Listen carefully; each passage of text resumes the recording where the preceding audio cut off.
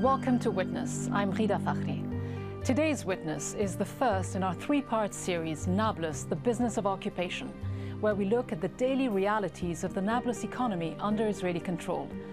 Nablus was once the thriving commercial hub of the West Bank, but during the Israeli clampdown following the uprisings of 2000, its economy shrunk dramatically and many businesses were destroyed. Despite some economic growth in the West Bank in 2009, the controls exerted by the Israeli occupation continue to pressurize the economy and impede real sustainable growth. Filmmaker Tom Evans and field producer Hassan Khader spent a month following two manufacturing businesses in Nablus, an old soap factory and a modern olive oil company, both trying to break into international markets. Against the backdrop of land confiscations for illegal Israeli settlements and ongoing conflicts with the Israeli military presence in the area, these two businesses struggle on, trying to survive the business of occupation, Nablus Limited.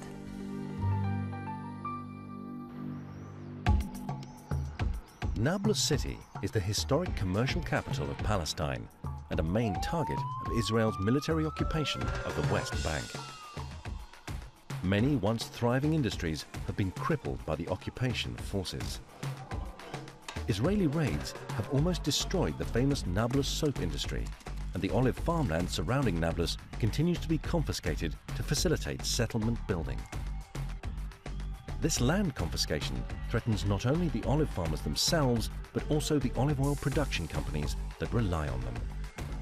Over the next month, we follow a soap factory and an olive oil company and witness how they're managing with the business of occupation.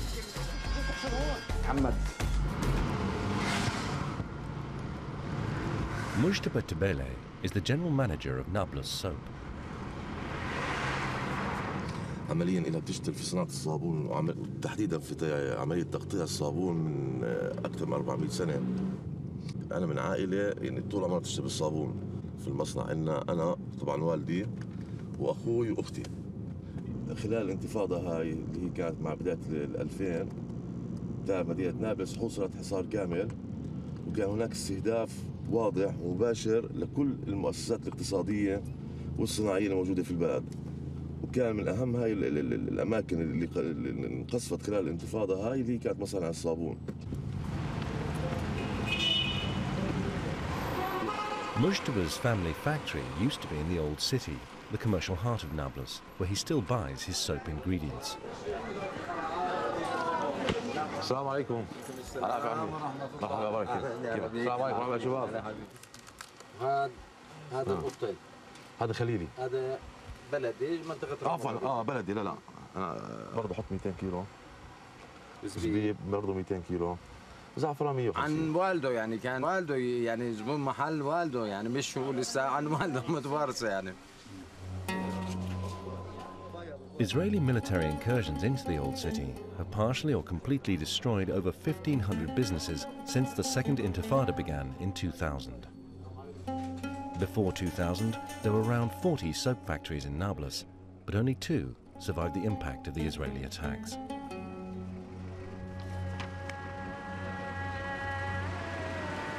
هذا هون كان سيدي الله يرحمه، هو كان يشتغل في المصنع هذا. زي ما انت شايف كيف البدايه تقريبا مدمره، فدمر من الجهه الخلفيه. في 3-4 مصانع صابون دمر تدمير كامل، وكان صواريخ موجهه من طيارات، وكان فيها تجمع شباب ودمروا البنايه واسقطوها على اللي فيها، واستشهد كم شاب ما اذكر قديش بالضبط، لكن استشهد فيها شباب. الواحد يعني انتمائه للبلد هون يعني هو انتماء عظيم بالتالي. الواحد اي ضرر صاب البلد كله بيعز علينا.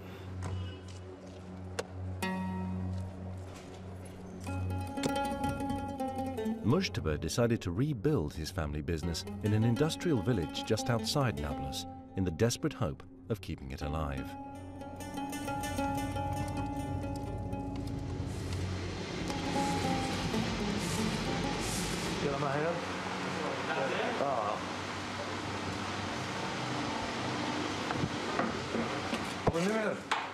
أبو النمر طب خلفشت.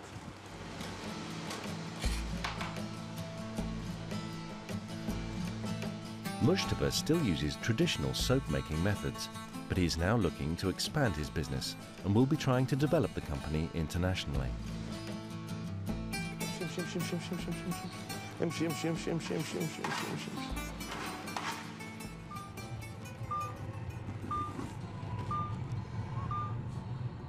On the other side of Nablus is Ziad Anabtawi, the CEO of Al Ard, an olive oil production company. The company name is Al Ard, a Palestinian agro-product company.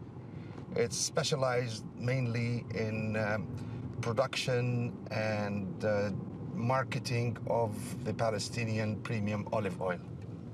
The potential of the product is very high, and exporting Palestinian product in a premium image is some kind of fun for me to do. Al Ard already sells vegetable oil all over the West Bank and Gaza, but they are also trying to expand their business, working with local olive farmers to produce a premium olive oil that they hope to sell internationally.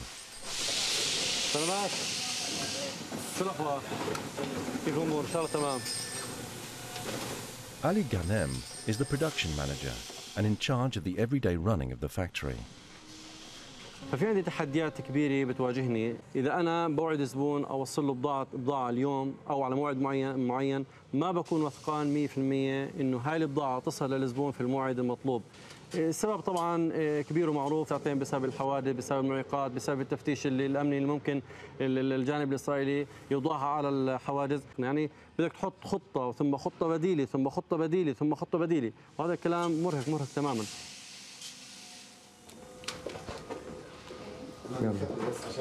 يلا سلامات. Today, Ziad has been invited to a business networking lunch to welcome the new governor of Nablus. This is the first time I'm going to meet the new governor.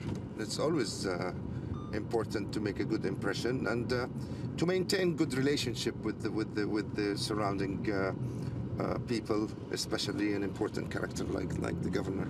That's the house of Mr. Masri on the top of the mountain over there. The lunch is being held at the house of Manib al-Masri, one of Palestine's richest and most influential businessmen.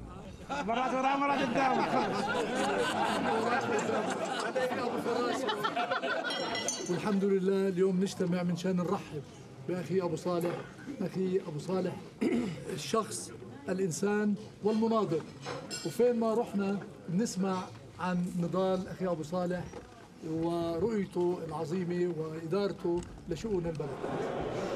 Business lunches are important networking opportunities, and everyone is keen to introduce themselves to the new governor.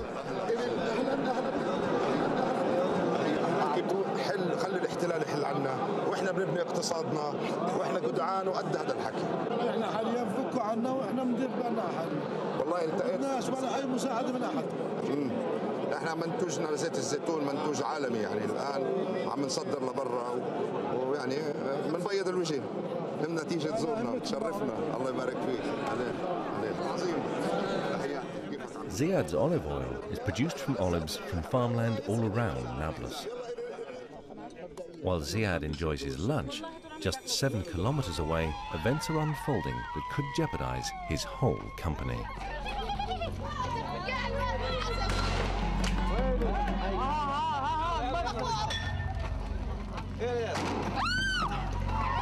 Villagers in Iraq Burin have been demonstrating against the restriction of access to their lands. The Israeli army has been called in, and violence has ensued. Some of the farmers in the confrontation supply Ziad's company with olives, and if they're not able to get to their land, it threatens the upcoming harvest and the production of olive oil.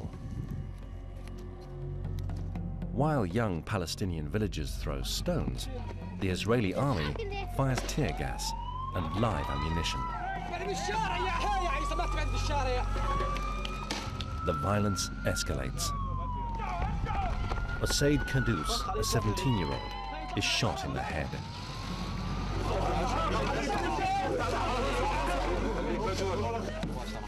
Muhammad Kadus, his 15-year-old brother, is shot in the chest. Both are rushed off to hospital, but their injuries are too severe, and both die before the night is out. قرية عراق بورين يتساقط خيرة شبابها برصاص الاحتلال في هبة The next morning, news of the clashes spreads fast.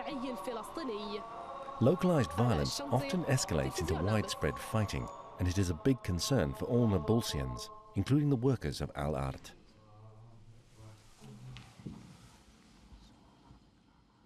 عليها مولعة تلاكم. بدك تعرف ان الشاب الثاني استشهد برضه؟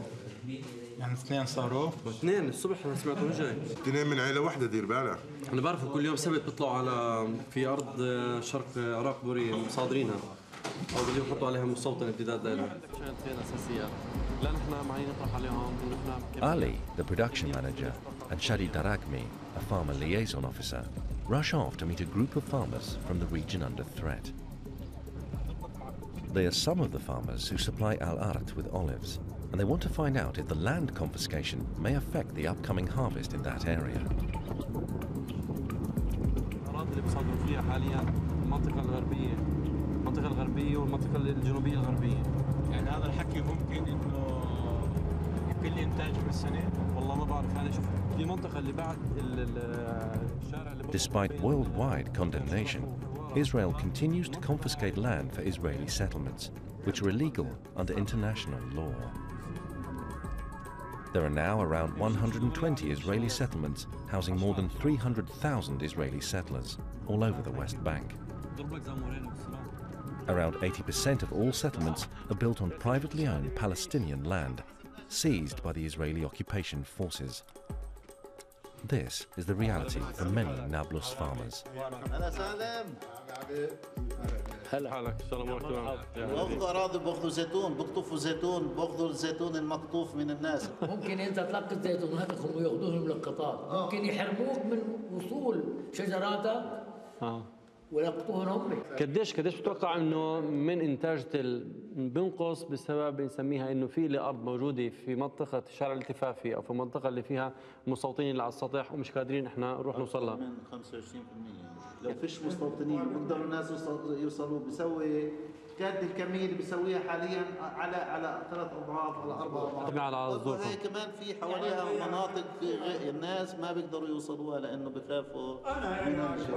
أنا لاحظت وأنا نازل بطلع الأراضي اللي Palestinian villages are often targeted by aggressive and antagonistic Israeli settlers whose actions are defended by the Israeli army. الأرض اللي أخذوها من طرف الزيتون اللي موجود في الجهة المقابلة هذيك. وين الشارع الصغير هذا اللي طالع؟ الشارع الصغير منه غربة كمان شوية. المستوطنين الموجودين هون لو شافوا العدد الموجود هون 2 أو 3 اعتدوا على ناس من تل في المنطقة هذه. هون؟ أي نعم. بيبقوا راكبين على الخيل، يجيبوا معهم خيل ويجيبوا معهم كلاب، بيسلطوا الكلاب على الناس. هم موجودين هون بحماية جيش الدفاع الإسرائيلي. هم مستويين عليها بقوة الحديد والنار والسلاح. ما شاء الله ما شاء الله السنة يعني ما شاء الله موسم أبو محمد أبو البرز عندما تسبك الطلق بالضبط فبتبشر بخير. هاي حاول هون الطلق يسبك ردت البرز سبكتها. في مثل فلاحي بيقول إذا أبرز في آذار حذروا الجرار. يعني هذا بشائر خير إنه الزيتون إن شاء الله بيجي كويس. The upcoming harvest promises to be fruitful, but for the farmers and everyone who relies on them, it will be a dangerous and worrying time.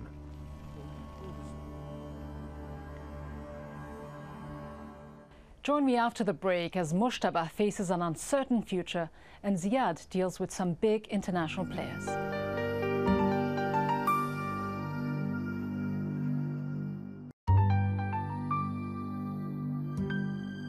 Welcome back. Ziad Anabtawi and Mujtaba Dbele are 2 businessmen trying to keep their Nablus factories up and running under the pressures of the Israeli occupation. Protecting the olive harvest from Israeli settlements and trying to break into international markets are all part of the business of occupation. Last week, in a village near Nablus in the north of the West Bank, 2 young villagers were shot dead by the Israeli army.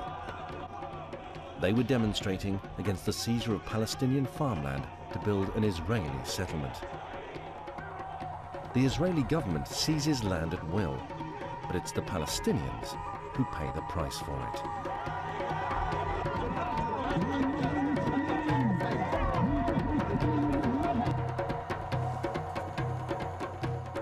Palestinian businessmen like Mujtaba Tibele, who runs a local soap factory, acquiring land means buying it legally.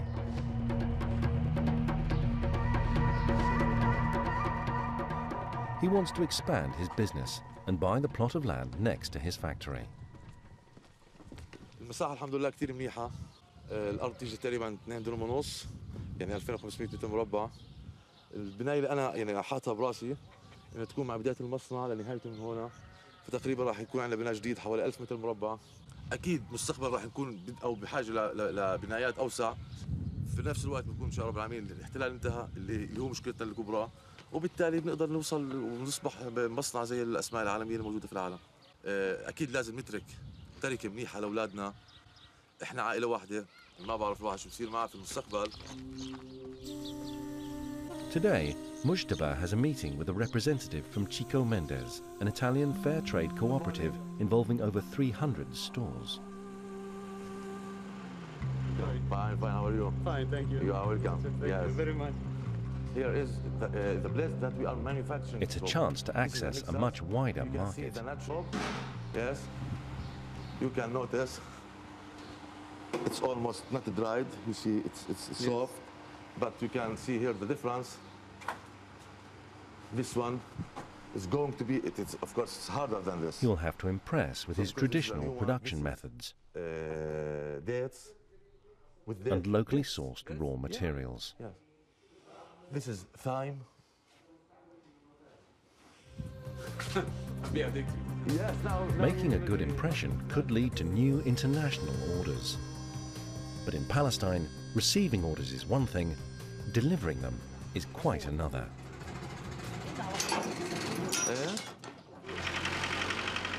This shipment is for Hebron in the south of the West Bank. It's only 90 kilometers, but the driver will have to pass at least 4 checkpoints and drive down particularly hazardous roads, the only ones Palestinians are allowed to use. كنا ندخل من تل بيوت من القدس توفر على حوالي ساعتين علينا. هاي النتيجة فيها يعني طريق صعبة وطلوع ونزول. طريق وادي النار من أصعب الطرق يعني الضفة الغربية الموجودة. فبدأ في الطريق حوالي ساعتين زيادة.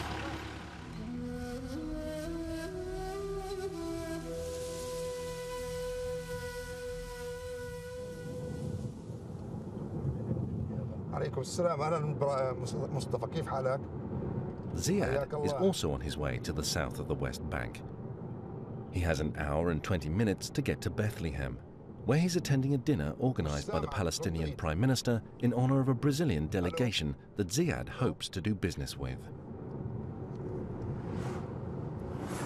The Prime Minister is to give a speech today, which hopefully we'll be able to make it. As we all know today, clashes erupted in Jerusalem between Palestinian civilians and the Israeli army. Today, Israel announced the building of 1,600 new homes in occupied East Jerusalem, and clashes have flared up in the capital. As you see, the soldiers now are all over the West Bank because they're expecting confrontations or whatever. And we heard at one point, you see, for them, it's a nice car with people who are dressed nice, you know, speaking to him politely and nicely, and it worked. Sometimes it doesn't work. It's 5:25. I think 6:30 the function should start, so I hope we'll make it. It's only around 70 kilometers to Bethlehem, and the journey should only take just over an hour. But Ziad needs to go through East Jerusalem, and the signs of the conflict are clear to see.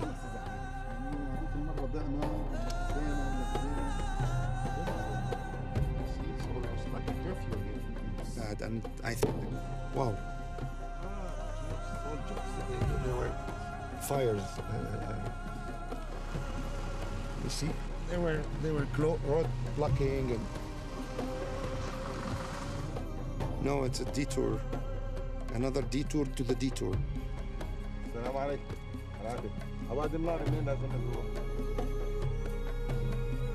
Being late for the Prime Minister could mean missing a vital opportunity to meet Brazilian businessmen and break into that elusive international market.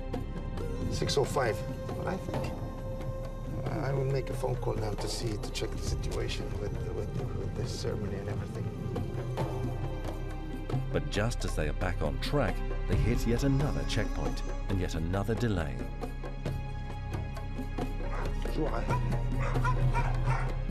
If you can see, they're searching the car with dogs over there.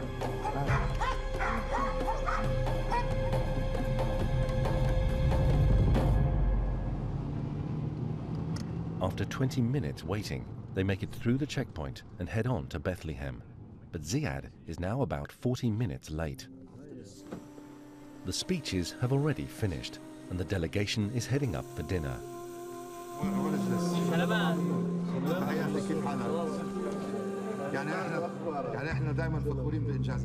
But Ziad spots the Palestinian finance minister and manages to get invited to the VIP room.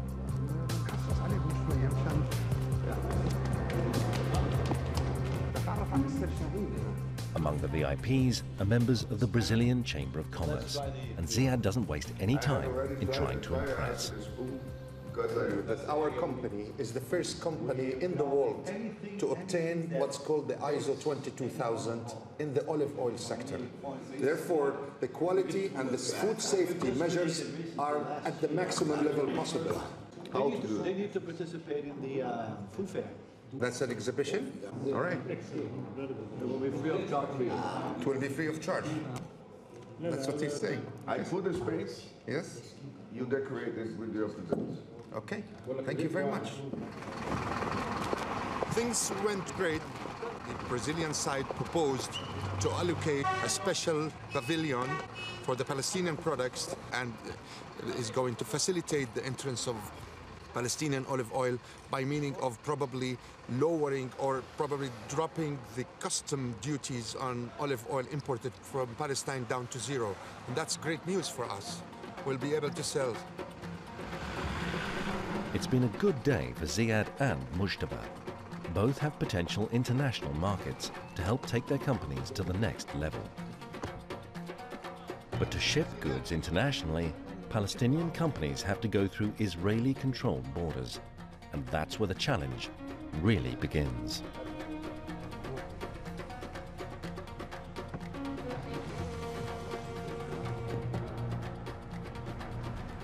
In our next film in this series, we meet two import-export agents in Nablus, dealing with the tough customs barriers imposed by the occupation. I hope you'll be able to join me for that next time here on Witness.